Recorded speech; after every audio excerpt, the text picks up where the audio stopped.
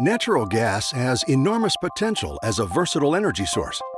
While it's had a history of powering electric generators and heating stovetops, it's growing in use as an efficient fuel that also powers cars and trucks.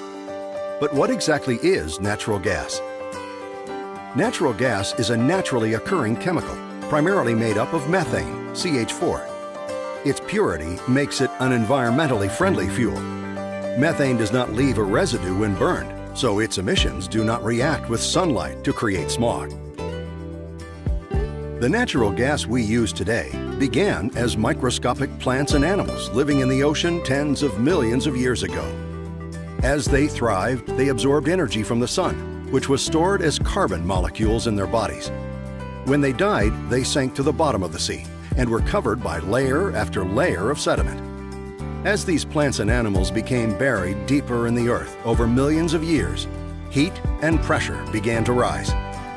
The amount of pressure and degree of heat transformed the biomatter into natural gas.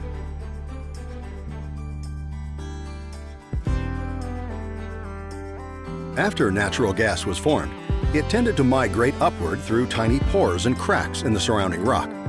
Some natural gas seeped to the surface, while other deposits traveled upward until they were trapped under impermeable layers of rock, such as shale or clay.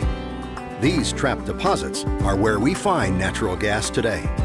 In 1859, Edwin Drake drilled the first commercial well in Titusville, Pennsylvania, striking natural gas and oil. This is considered by many to be the beginning of the natural gas industry.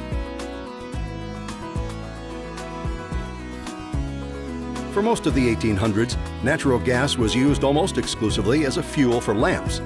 Because no pipeline network existed to transport large amounts of gas over long distances, most of the gas was used to light local city streets. It was moved through small-bore lead pipe.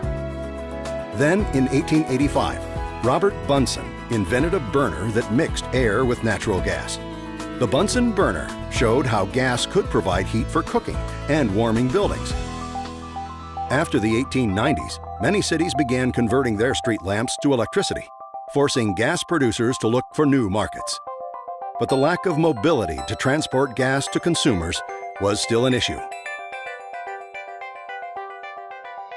In the energy industry, natural gas was originally obtained as a byproduct from oil production.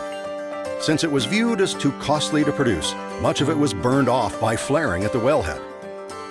Improvements in metals, welding techniques, and pipe making during World War II opened natural gas to new markets thanks to pipeline networks. Throughout the 1950s and 1960s, thousands of miles of pipeline were constructed throughout the United States. Although natural gas was becoming economically attractive with a growing pipeline network, crude oil was still far more popular and more widely used as a source of energy. For years, the industry perception remained that supplies of natural gas were limited. Although natural gas had been discovered in tight rock formations called shale, it was deemed too expensive and difficult to harness. With advances in drilling technology, new solutions emerged that solved these issues. Horizontal drilling and hydraulic fracturing, commonly referred to as fracking, were introduced as innovative techniques to reach shale deposits and harvest natural gas. Originally pioneered in the 1940s and refined in the 1970s, these processes have revolutionized the industry. After the well site has been carefully prepared to meet environmental, health, and safety standards, drilling can begin. This is an intricate operation requiring a well-planned infrastructure. A variety of processes and expert, well-trained specialists are used to bring natural gas to the surface. Chesapeake works with these experts during every aspect of the project, while strictly adhering to all individual state regulations. During the drilling process, the rig is in constant operation 24 hours a day, 7 days a week, for approximately 21 to 28 days. As an added precaution in some areas, a protective mat covers 2/3 of the pad site. Utilizing heavy-duty industrial-strength drill bits, a typical well is drilled in several stages, starting with a large diameter drill bit and then successively smaller drill bits as the drilling is advanced. After drilling each portion of the well, nested steel protective casing is cemented into place. This will protect groundwater and maintain the integrity of the well. Initially, and prior to moving in the drilling rig, a large diameter hole is drilled for the first 50 to 80 feet. Conductor casing is then cemented into place, stabilizing the ground around the drilling rig and wellhead and isolating the well from most private water wells. In the Marcellus area, the freshwater zone extends to approximately 800 feet below ground. The freshwater zone consists of porous sandstone and rock stratas containing water within the pore space of the rock. Chesapeake utilizes air drilling until the hole is advanced to an average of 100 to 200 feet below the base of the freshwater zone. This provides added protection to the freshwater zone. A series of compressors and boosters generate the air that is used to lift the rock cuttings and fresh water into steel bins. The rock cuttings are then disposed of within state guidelines and permits. The drilling equipment is retracted to the surface and stored for the second stage of drilling. To protect the integrity of the hole and to protect the surrounding deep freshwater zone, a second layer of steel casing, called surface casing, is installed and cemented inside the newly drilled hole and conductor casing. Cement is pumped down through the surface casing and up along the sides of the well to provide a proper seal. This completely isolates the well from the deepest of private or municipal water wells. A blowout preventer is installed after the surface casing has been cemented. The blowout preventer is a series of high-pressure safety valves and seals attached to the top of the casing to control well pressure and prevent surface releases. Next, a small drilling assembly is passed down through the surface casing. At the bottom of the casing, the bit drills through the float equipment and cement, continuing its journey to the natural gas target area as deep as 8,000 feet below the surface. The drilling method employed below the surface casing uses drilling mud, which is a non-hazardous mixture based on bentonite clay or synthetic thickeners. In addition to lifting the rock cuttings out of the hole, drilling mud also helps to stabilize the hole, cool the drill bit, and control downhole pressure. A few hundred feet above the target shale, the drilling assembly comes to a stop. The entire string is retracted to the surface to adjust the drilling assembly and install a special drilling tool.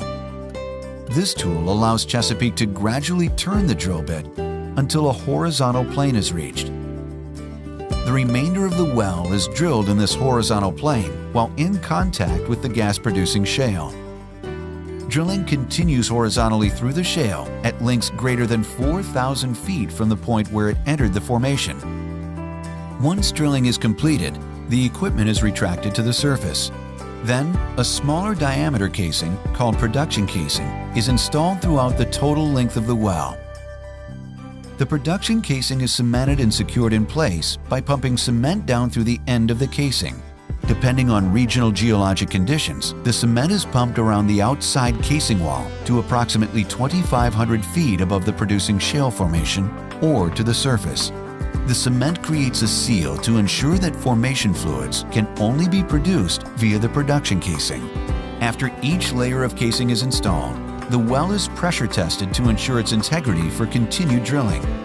A cross-section of the well below surface reveals several protective layers: cement, conductor casing, cement, surface casing, drilling mud, production casing, and then production tubing, through which the produced gas and water will flow.